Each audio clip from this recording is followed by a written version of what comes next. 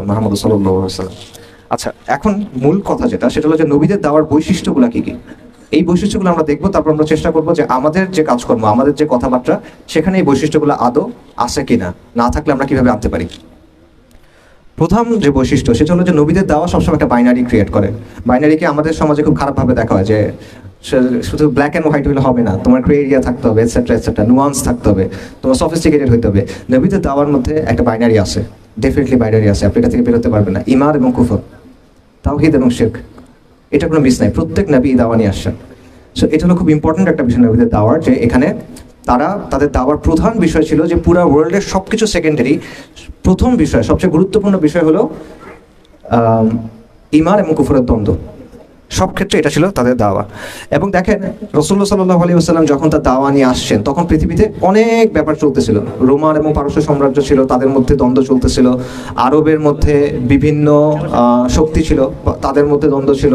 কুরাইশদের মধ্যে দ্বন্দ্ব ছিল, নানা দ্বন্দ্ব ছিল। পৃথিবীর অন্যান্য জায়গাতেও নানা দ্বন্দ্ব ছিল। কিন্তু আলটিমেটলি এগুলো কিন্তু ইতিহাসের গতিপথকে নিয়ন্ত্রণ করে নাই বা ঠিক করে দেয় নাই। ইতিহাসের গতিপথকে ঠিক করে দিছে ঈমান এবং কুফরের যে দ্বন্দ্ব, সেটা। আচ্ছা, আপনি চিন্তা করেন যে ইব্রাহিম আলাইহিস সালাম কি করছেন? তিনি কিন্তু এই একটাই কাজই করছেন, যে তার সমাজের মূল যে জায়গা, সেখানে গিয়ে তিনি আঘাত করছেন।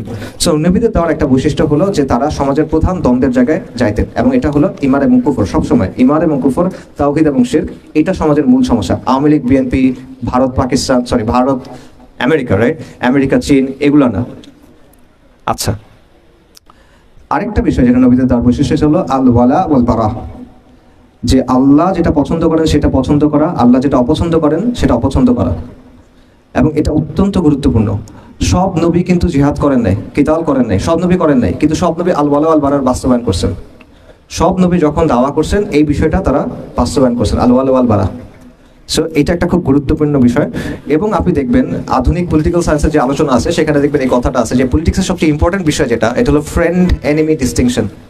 আপনার ফ্রেন্ডকে, আপনার এনিমিকে, এটা হলো পলিটিক্সের সবচেয়ে ইম্পর্টেন্ট প্রশ্ন। অনেক তাত্ত্বিক বলছে, সব তাত্ত্বিক না, বাট অনেক তাত্ত্বিকের কথাটা বলছে। সো ওই জায়গাটাও কিন্তু আসলে আল ওয়ালা আল বারা, এবং আল ওয়ালা আল বারার ব্যাপারটা আসলে ইউনিভার্সাল, সবাই এটাতে বিশ্বাস করে, খালি সবার মাপকাঠিটা আলাদা। কেউ আল ওয়ালা আল বারা চিন্তা করে ভাষার ভিত্তিতে সে বন্ধুত্ব এবং শত্রুতা ঠিক করে, কেউ জাতীয়তাবাদ ঠিক করে মাধ্যমে ঠিক করে, কেউ তার রাজনীতির মাধ্যমে ঠিক করে, কেউ এথনিসিটির মাধ্যমে ঠিক করে, সাদারা আমার ফ্রেন্ড, যারা সাদা না তারা আমার শত্রু, এরকমভাবে ঠিক করে। আমাদের দেশেও এটা আছে, চেতনা ছিল এক সময়, এখন হয়তো বা ইনক্লুসিভনেস বা এরকম কিছু একটা আসবে, এগুলোর মাধ্যমে তারা বন্ধু এবং শত্রু ঠিক করে। কিন্তু নবীদের অংশটা কি, দাওয়াটা কি? নবীদের দাওয়াটা হলো এটা ঠিক করতে হবে তাওহীদের ভিত্তিতে, আল্লাহ আযজা ওয়া জাল্লা দেয়া মানদণ্ডে। আচ্ছা, আরেকটা বিষয় যেটা নবীদের দাওয়ার বৈশিষ্ট্য, সেটা হলো আমর বিল মারুফ নাহি আনিল মুনকার। নবীরা শুধুমাত্র তাওহীদের দাওয়াত দিয়েছেন সেটা কিন্তু না, তারা তাদের সমাজের যে মুনকার ছিল বা খারাপ এগুলো ছিল, সেগুলোর বিরুদ্ধে কথা বলছেন, এবং তারা মানুষকে সৎ কাজের আদেশ দিয়েছেন। যেমন শুআয়ব আলাইহিস সালাম, তিনি তার কওমকে বলছেন যে তোমরা ওজনে কম দিও না। লূত আলাইহিস সালাম তার কওমকে বলছেন যে তোমরা এই বিকৃত কাজ করো না। তারা কিন্তু তখন ঈমান আনে নাই, তাও কিন্তু তিনি বলছেন। মূসা আলাইহিস সালাম ফিরআউনকে গিয়ে বলছেন যে তুমি বনী ইসরাঈলের উপর জুলুম করো না, তুমি বনী ইসরাঈলকে ছেড়ে দাও এবং তুমি ঈমান আনো। অর্থাৎ তারা একদিকে তাওহীদের কথা বলছেন, অন্যদিকে তারা আমর বিল মারুফ নাহি আনিল মুনকারের কথা বলছেন। এখন আমরা তিনটা কথা বলছি, একটা হলো তাওহীদের দাওয়া বা প্রধান দ্বন্দ্বের দাওয়া, একটা হলো আল ওয়ালা ওয়াল বারা, একটা হলো আমর বিল মারুফ এবং নাহি আনিল মুনকার। এখন এই তিনটা জিনিস যখন একসাথে হয়, তখন 4 নম্বর একটা বিষয় হবে, সেটা হলো পোলারাইজেশন, মেরুকরণ। সমাজ দুটো ভাগ হয়ে যাবে তখন। আপনি যখন সমাজে গিয়ে বলবেন যে সমাজের মধ্যে একটা ভাগ হবে, একটা ঈমান একটা কুফর, একটা তাওহীদ একটা শিরক, ভাগ হচ্ছে। আপনি যখন গিয়ে বলছেন আল্লাহ ওয়ালা ওয়াল বারা, যারা আল্লাহর সাথে আছে তারা সবাই আমার ফ্রেন্ড, যারা আল্লাহর বিরুদ্ধে আছে তারা সবাই আমার শত্রু, ভাগ হচ্ছে। আপনি যখন আমর বিল মারুফ নাহি আনিল মুনকারের কথা বলতেছেন, মানুষ একটা কাজ অনেক দিন ধরে করে, খারাপ কাজ, অভ্যস্ত হয়ে গেছে, আপনি তার বিরুদ্ধে বলতেছেন, আবারও ভাগ হচ্ছে। সো পোলারাইজেশন, এটা নবীদের দাওয়ার বৈশিষ্ট্য, খুব ইম্পর্টেন্ট একটা বৈশিষ্ট্য। পোলারাইজেশনকে আমরা খুব খারাপ মনে করি, আমরা মনে করি যে সবাই মিলেমিশে থাকলে মনে খুব ভালো। ঈমান কুফর মিলেমিশে থাকা কখনো ভালো না। ঈমান স্পষ্ট হতে হয়, কুফর স্পষ্ট হতে হয়। যখন এটা স্পষ্ট না হয়, তখন পর্যন্ত আপনি ফিতনার মধ্যে আছেন। যতক্ষণ এটা স্পষ্ট হয়ে গেছে, তখন আপনার জন্য জিনিসটা স্পষ্ট, ক্লিয়ার, তখন সেটা খুব ইম্পর্টেন্ট। এবং এই জন্য নবীদের দাওয়া যখনই হয়েছে, আপনি দেখবেন একটা বিষয় হয়েছে যে সমাজ দুটো ভাগ হয়ে গেছে। একদিকে হলো কুফরের ঘাঁটি, একদিকে হলো ঈমানের ঘাঁটি। এবং কুফরের ঘাটের নেতৃত্বে কারা? আল মালাউ, মানে নেতৃস্থানীয় ব্যক্তিরা, আবু জাহেল বা এই টাইপের লোকজন, যারা হামান, ফেরাউন, এই টাইপের লোকজনরা, তারা হয়ে গেছে। সো এবং কুফরের ঘাটে দুই ধরনের মানুষ থাকে। একটা হলো সক্রিয়ভাবে যারা কুফরের পক্ষে, তারা আদর্শিকভাবে কুফরকে ধারণ করে, তারা কুফরের মাধ্যমে উপকৃত হয়, এটসেট্রা এটসেট্রা। আরেকটা হলো যারা নীরব থেকে কুফরকে সমর্থন করে, তারা সরাসরি কুফরের পাওয়ার স্ট্রাকচারের সাথে হয়তো বা জড়িত না, কিন্তু হক এবং বাতিলের প্রশ্নে তারা কি করে, তারা চুপ থাকে। তো হক আর বাতিলের প্রশ্নে আসলে চুপ থাকার কোনো অপশন নাই, এখানে একটা সঠিক অবস্থান আছে, বাকি সব ভুল অবস্থান। সো এই পোলারাইজেশনটা সবসময় নবীদের দাওয়ার মাধ্যমে হয়। আচ্ছা, সো যেটা আমি বলতেছিলাম যে নবী সাল্লাল্লাহু আলাইহি ওয়াসাল্লামের ব্যাপারে কুরাইশের বক্তব্য কি ছিল? কুরাইশের বক্তব্য ছিল যে এই লোক এসে এমন সব কথা বলতেছে যার কারণে ভাইয়ে ভাইয়ে দ্বন্দ্ব শুরু হয়েছে, যার কারণে ছেলে এবং বাবার মধ্যে দ্বন্দ্ব শুরু হয়েছে, যার মধ্যে গোত্রে গোত্রে সমস্যা হয়ে গেছে। এরা আগে বন্ধু ছিল, এদের মধ্যে সমস্যা তৈরি হয়ে গেছে। অর্থাৎ আমরা যদি আজকের ভাষায় বলি তাহলে সমাজের মধ্যে ঐক্য নষ্ট হচ্ছে, সমাজের মধ্যে বিশৃঙ্খলা হচ্ছে। এই কথাটা রাসূলুল্লাহ সাল্লাল্লাহু আলাইহি ওয়াসাল্লামের ব্যাপারে বলা হয়েছে। সো ওই দাওয়া যদি কেউ দেয়, স্বাভাবিকভাবে বেশটা আবারও হবে। এই ডিসরাপশনটা, এই পোলারাইজেশনটা, মেরুকরণটা, ভাগাভাগি হওয়াটা, এটা হবে। এটা নবীদের দাওয়ার একটা বৈশিষ্ট্য।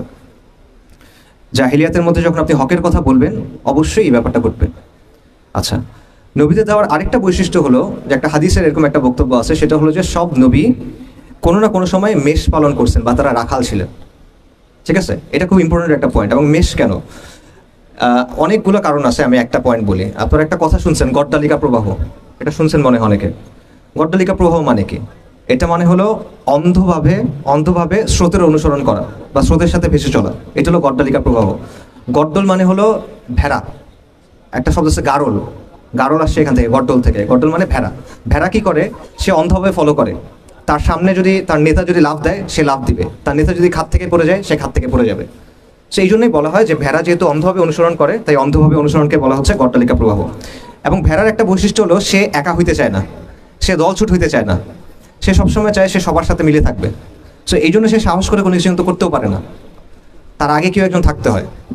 তো এটা মানুষের বৈশিষ্ট্য। মানুষ এরকম, সে একা সাহস করে কিছু একটা করতে চায় না, তাকে একজন লিডার দিতে হয়, তাকে একজন গাইড করতে হয়। সো সেটা হলো নবীরা, এটা হলো রাখালের মানে রাখালের দায়িত্ব।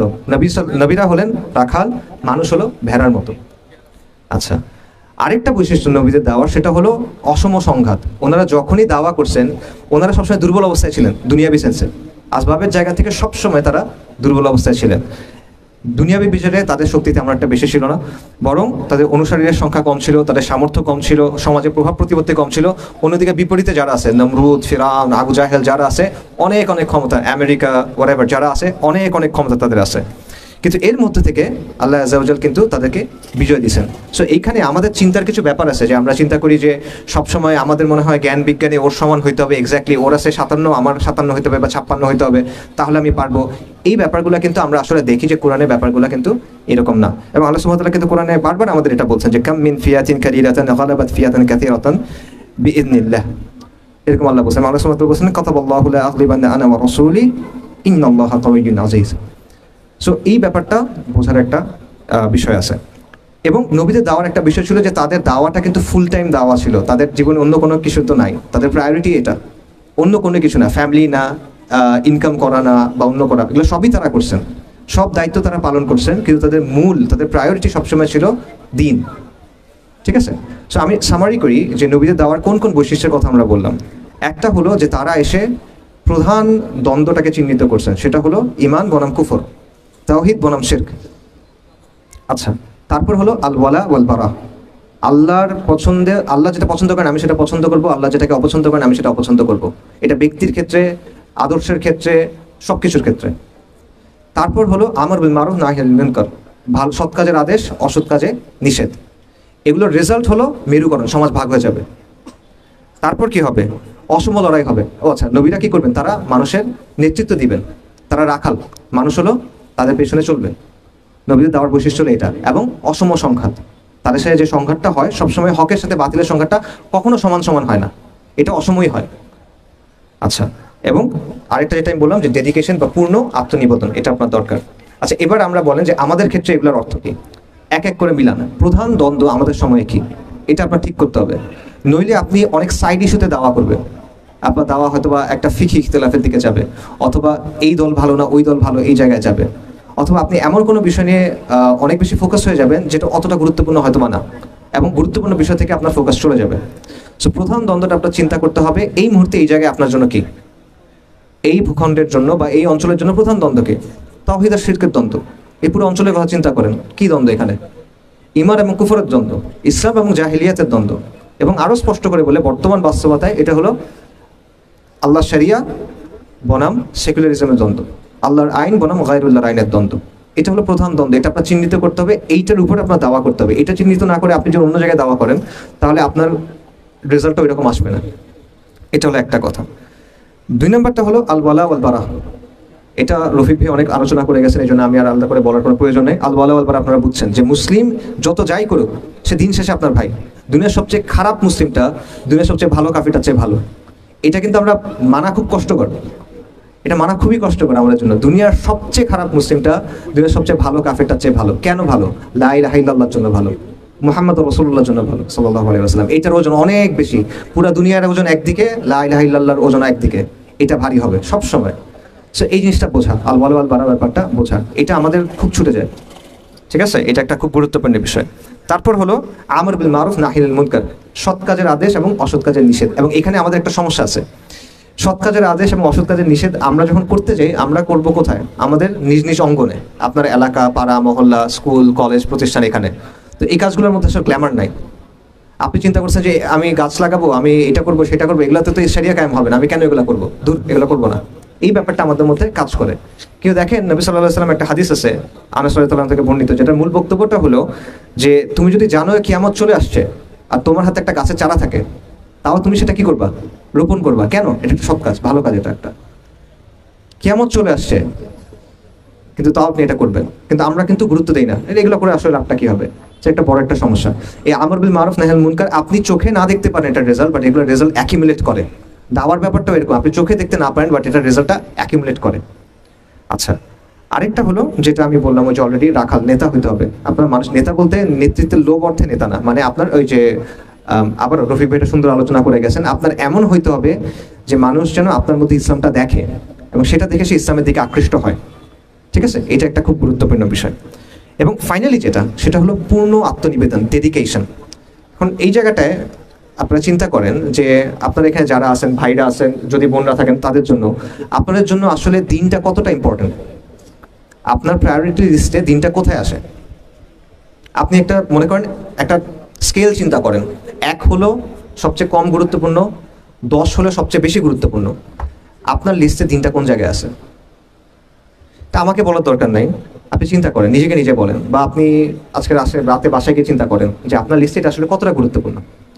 আমি জানি যে সবার পক্ষে এটা পসিবল না যে আপনার সব কাজের চেয়ে দিন আপনার কাছে সবচেয়ে বেশি গুরুত্বপূর্ণ, এটা সবার পক্ষে সম্ভব না, অনেক দায়িত্ব আছে। কিন্তু সাহাবায়ে কেরামের কথা চিন্তা করেন, তারা কিন্তু সব দায়িত্ব পালন করছেন। এমন ঘটনা আছে যে সাহাবায়ে কেরাম তারা নবী সাল্লাল্লাহু আলাইহি ওয়াসাল্লামের হাদিসের দার্সে বসতে পারেন নাই, কারণ তারা খেতে কাজ করতেছেন, অথবা তারা ফ্যামিলির কাছে ছিলেন। আবু বকর রাদিয়াল্লাহু আনহু চিন্তা করেন, রাসূলুল্লাহ সাল্লাল্লাহু আলাইহি ওয়াসাল্লামের যখন ওফাত হয়েছে উনি কিন্তু আসতে একটু দেরি হয়েছে, কারণ উনি ফ্যামিলির সাথে সময় দিচ্ছিলেন।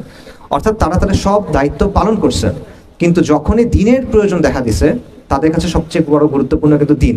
তারা যে কোনো কিছু যে কোনো সময় ছেড়ে দিচ্ছেন দিনের জন্য। যখন দিনের প্রশ্ন আসছে তখন তারা ছেড়ে দিচ্ছেন। এতটুকু অবস্থায় আমরা আসতে পারবো কিনা, এর কাছাকাছি অবস্থায় আমরা আসতে পারবো কিনা, এটা চিন্তা করার একটা ব্যাপার আছে। সাহাবাদের ব্যাপারে আরো কিছু কথা বলি।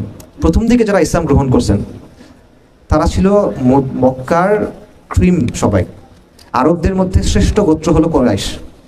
কুরাইশদের মধ্যে বেশিরভাগ সাহাবী, সবাই না, বাট প্রথম দিকে যারা ইসলাম গ্রহণ করছেন রাদিয়াল্লাহু আনহুম আজমাইন, তাদের সবাই বেশিরভাগই আসলে দেখবেন যে কুরাইশদের মধ্যে একদম সম্ভ্রান্ত ফ্যামিলির। সম্ভ্রান্ত মানে কি? তারা সমাজের মধ্যে সম্মান পায়, রাস্তা দিয়ে হাঁটলে মানুষ সালাম দেয়, মানে তারা এই করে আর কি, সম্মান করে, সুন্দর করে কথা বলে, তাজিম করে। এখন যখন তারা ইসলাম গ্রহণ করলেন রাতারাতি এটা চেঞ্জ হয়ে গেল। যারা আগে সম্মান করতো তারা এখন ঘৃণার চোখে তাকায়, যারা আগে অনেক পাত্তাইতো তারা এখন তাচ্ছিল্য করে। এটা কিন্তু একটা সম্মানী মানুষের জন্য অন্য অনেক কিছু চেয়ে বেশি কষ্টকর। এই অপমানটা তাদের সহ্য করতে হয়েছে। এবং এইটা চিন্তা করেন যে এই অপমানের কথা চিন্তা করে আমরা নিজেরা কত কিছু এড়ায় যাই। সাহাবারা যে অবস্থায় দিনটা আঁকড়ে ধরছেন ওই অবস্থায় পড়লে আমরা কি করতাম এটা চিন্তা করেন। মানুষ এটা বলবে, ফ্যামিলি এটা বলবে, লোকজন এটা বলবে, সরকার এটা বলবে, অমুক এটা বলবে, তমুক এটা বলবে, এইসব চিন্তা করতে কিন্তু আমরা দিনের অনেক কিছু ছেড়ে দিই। এটা গেল, এটা কিন্তু প্রথম, এখনো শেষ হয় না ওনারা কি করছে। এরপর দেখেন যে প্রথমে হলো ওনাদেরকে মানে অসম্মান করা শুরু করলো, হাসি তামাশা করা শুরু করলো, গালাগালি করা শুরু করলো, মারা শুরু করলো। মুসাব ইবনে উমাইরের কথা আপনারা জানেন রাদিয়াল্লাহু আনহু, উসমান রাদিয়াল্লাহু আনহুর কথা আপনারা জানেন, খাব্বাব ইবনে আরাদ রাদিয়াল্লাহু আনহুর কথা জানেন। মানে লিস্ট শেষ নাই। প্রচণ্ডভাবে তাদেরকে টর্চার করা হয়েছে, বয়কট করা হয়েছে। এরপর শেষ পর্যন্ত পরিবারও তাদেরকে সাপোর্ট করে নাই। নিজেদের পরিবার যেগুলো ছিল বেশিরভাগ ক্ষেত্রে পরিবারও তাদেরকে সাপোর্ট করে নাই। যেমন মুসাব ইবনে উমার রাদিয়াল্লাহু আনহু, তাকে কিন্তু বাসা থেকে বের করে ফেলে দেওয়া হয়েছে কাপড় চোপড় ছাড়া। যেই মানুষের কাপড় আসতো ইয়েমেন থেকে, তার পারফিউম আসতো আরেক জায়গা থেকে, সেই মানুষ বাসা থেকে বের হয়ে গেছে, ভিখারির মতো অবস্থা। এরকম হয়েছে। তাও শেষ হয় নাই, রিফিউজি হইতে হয়েছে। আবিসিনিয়ায় গেছে, মদিনাতে গেছেন, দুনিয়াবী বিচারে রিফিউজি, কিচ্ছু নাই। তাও শেষ হয় নাই। আল্লাহ বলছেন এবার তুমি লড়াই করো, যারা তোমাদেরকে অ্যাটাক করছে এদের বিরুদ্ধে লড়াই করো, যারা মুশরিক তাদের বিরুদ্ধে লড়াই করো। কতদিন পর্যন্ত?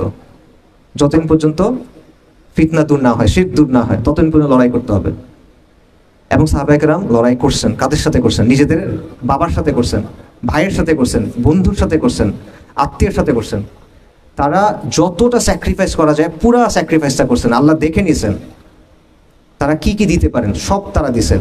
এটা দেওয়ার পর আল্লাহ তাদেরকে বিজয় দিছেন। যারা একসময় ছিল ভিখারি, যারা একসময় রিফিউজি হয়ে যেতে হয়েছে, কিছুদিন পর তারা পৃথিবীর নানা জায়গায় এই হয়ে গেছেন, গভর্নর হয়েছেন একজন কেউ, আমির হয়েছেন একজন কেউ। এবং আপনারা জানেন যে কিভাবে ইসলামী সাম্রাজ্য কিভাবে বা সভ্যতা যেটাই বলেন কিভাবে কত দ্রুত ছড়ায় পড়ছে অর্ধেক পৃথিবীতে ওমর রাদিয়াল্লাহু আনহুর সময়। সো এটা হলো সাফল্যের কথা, সাফল্যের পেছনে কিন্তু এই ব্যাপারগুলো আছে। সো এই জায়গা থেকে আমাদের চিন্তা করতে হবে যে এটার প্রস্তুতি আমাদের কাছে আছে কিনা, এই জিনিসপত্রগুলোর প্রস্তুতি আমাদের কাছে আছে কিনা। এটা কঠিন একটা পথ, এটার প্রস্তুতি আমাদের আছে কিনা। এবং এটা একটা কমন প্যাটার্ন। আমাদের একটা জায়গা আছে যে জায়গায় থাকতে আমাদের ভালো লাগে, এটা হলো কমফোর্ট জোন, ঠিক আছে? কিন্তু আল্লাহ আযজা ওয়া জাল এখান থেকে আপনাকে বের করে আনবেন। আল্লাহ দেখতে চান যে আপনি কতটুকু কুরবানি করবেন, আপনার প্রিয় জিনিস আপনি কতটুকু ছাড়বেন। যদি আপনি পুরা ছাড়েন যে হ্যাঁ আল্লাহ বাইক আমি ছাড়বো, তাহলে আলটিমেটলি এক পর্যায়ে আল্লাহ আপনাকে বিজয় দিবেন, এবং বিজয় তো আল্লাহর কাছ থেকে আসবে। দেখেন আপনার আসলে কিছু করার নেই, আপনার খালি আল্লাহকে রাজি খুশি করতে হবে, আর কিছু এখানে বিষয় না। সো এই জন্য বারবার আম্বিয়া কেরামের ক্ষেত্রে আমরা দেখি যে তারা বারবার অপমানিত হয়েছেন, লাঞ্ছিত হয়েছেন, সমাজচ্যুত হয়েছেন এই দাওয়ার কারণে। সেগুলো আমি কেন বলতেছি, কারণ আমরা যখন দাওয়া করতে যাব, আমরা যখন দিনের কাজ করতে যাব, এই ব্যাপারটা যেন আমাদের মাথায় থাকে। এটা আসলে জাস্ট গ্ল্যামারের বিষয় না, এটা জাস্ট মানে অনেক মানুষ আসছে হাত মিলাচ্ছে, এই ব্যাপারগুলো আসলে না।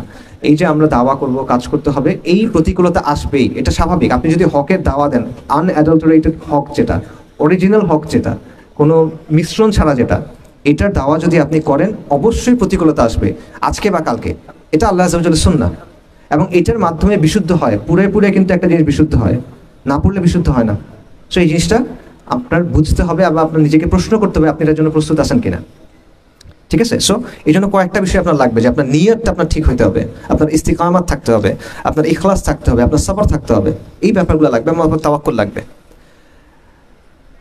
এবং